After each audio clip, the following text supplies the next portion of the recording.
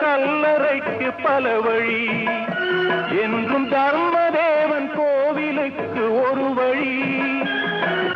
பாவம் என்ற கல்லறைக்கு பல வழி, என்றும் தர்மதேவன் கோவிலுக்கு ஒரு வழி.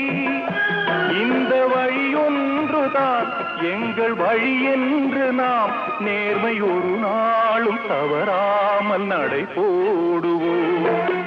ஒன்றே குலம் என்று பாடுவோம், ஒருவனே தேவன் என்று போற்றுவோம்.